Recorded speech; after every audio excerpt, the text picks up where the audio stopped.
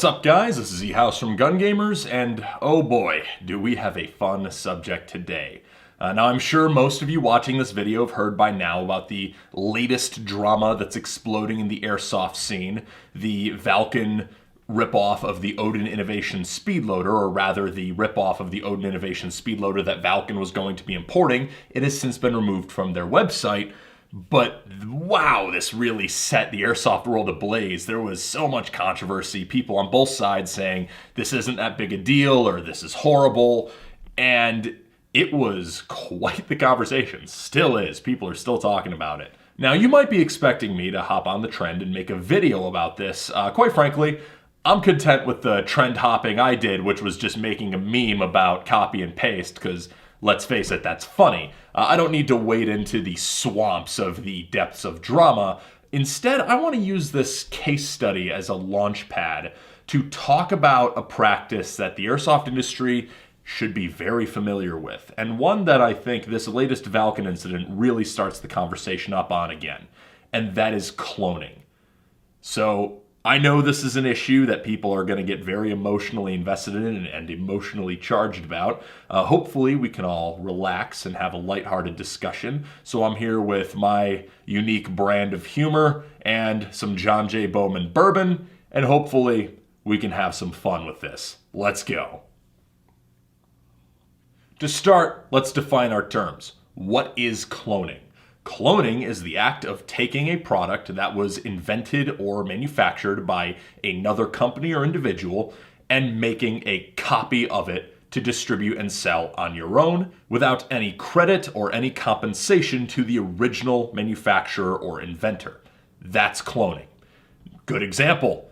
Literally every airsoft gun made, pretty much, is a clone of the Tokyo Marui system.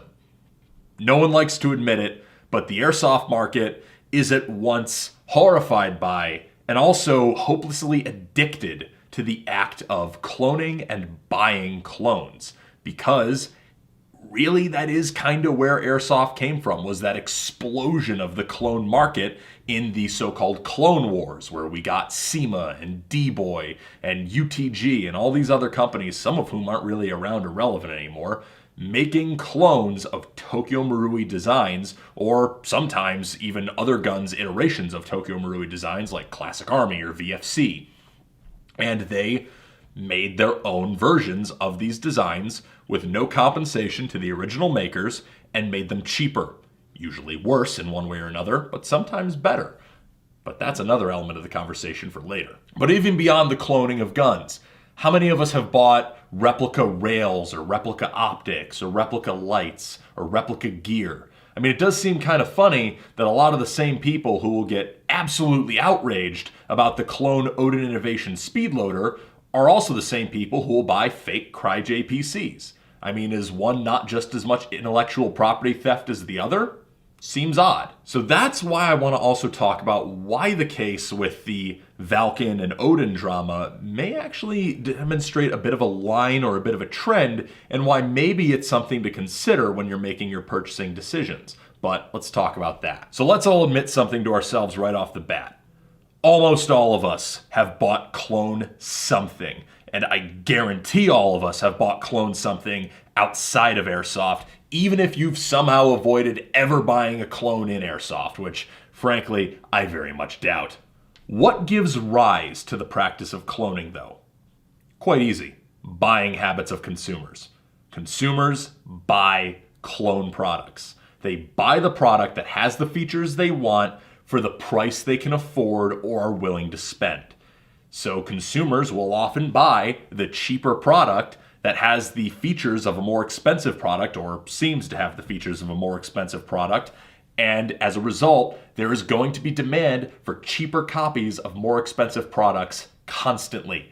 That is kind of a part of capitalism. It is trying to make the right product at the right price, and unfortunately, if your product is not protected by that country's IP law, or if you're manufacturing in a country where IP law basically doesn't exist, you can clone a lot and get away with it. I personally think there are three main factors that contribute to consumers buying clones, in airsoft and in general. That is, if the original is inaccessible, unfeasible, or quite simply, not the cheapest or best version. So this is, that's going to be controversial to say, the last one, but let's explain what those terms mean. Inaccessible being a product that you cannot reasonably buy. So let's say that I want M81 Woodland Cry G3s. In 38 long, good luck. I'm not going to be able to buy those. I'm not going to be able to find them. And if I can find them, they're going to be unfeasible. Unfeasible meaning that yes, you can technically buy it. You technically have access to it, but the cost of that product or the method of getting that product is just not reasonable for your needs.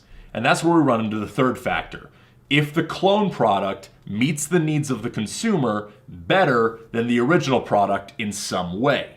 Let's give examples of each of these different factors in practice. So, I very recently bought an LBX 2-point sling instead of a Viking Tactics 2-point sling. If you look at those two slings side by side, in every major function, the LBX is a copy of the Viking Tactics.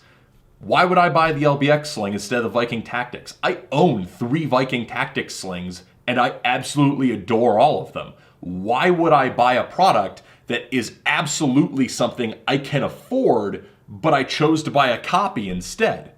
Simple, because Viking Tactics does not offer their sling in M81 Woodland, and I wanted that sling in M81 Woodland.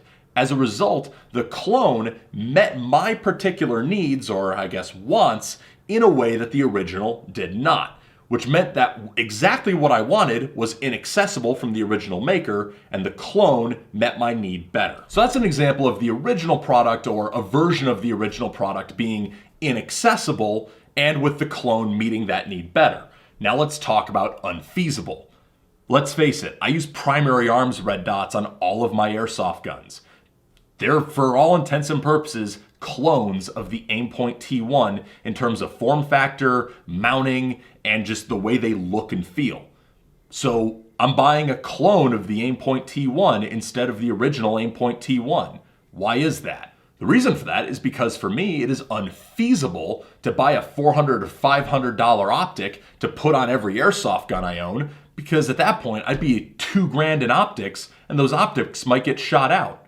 So, as a result, the clone meets my needs better because the original is unfeasible, because spending that much money on a real optic for an airsoft gun for my budget and for my needs doesn't work for me. So you can see how even from somebody who buys a lot of original stuff, I mean, I personally like to buy all real nylon gear whenever I can afford it, real and original design.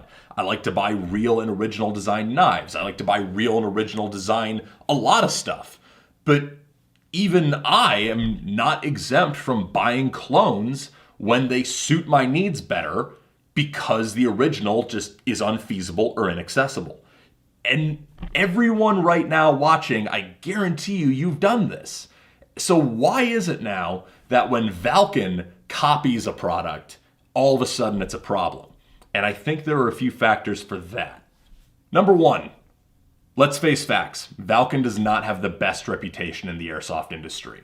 This is something that's kind of well known. Valken is a popular punching bag. For good reason. They have, on top of their copying of products, they have a couple other things that give them a bad reputation.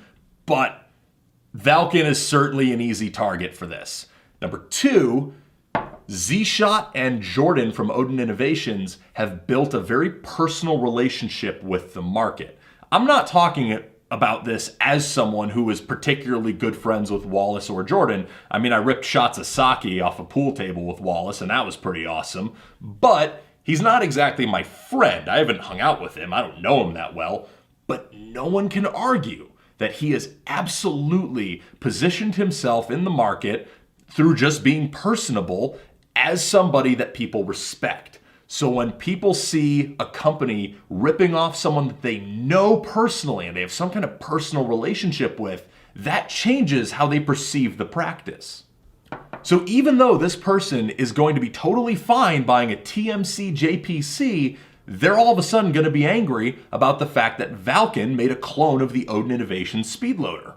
And that's because Cry has no real personal relationship with the airsoft market. Nor does Tokyo Marui have a personal relationship with the airsoft market in the United States. Nor does LBT, although the LBX line absolutely is working on that. So when people buy clones of those are products that the company, they have no relationship to. And those are usually oftentimes bigger companies. So their perception is these guys are outside my market. And as a result, it doesn't really matter if I buy clones of their product. They're going to make their money elsewhere anyway. I don't know them. They don't need me to buy their product. Right or wrong, that's the perception, I think. Whereas then you get Odin Innovations and Z-Shot. These are companies that have a very personal relationship with the marketplace.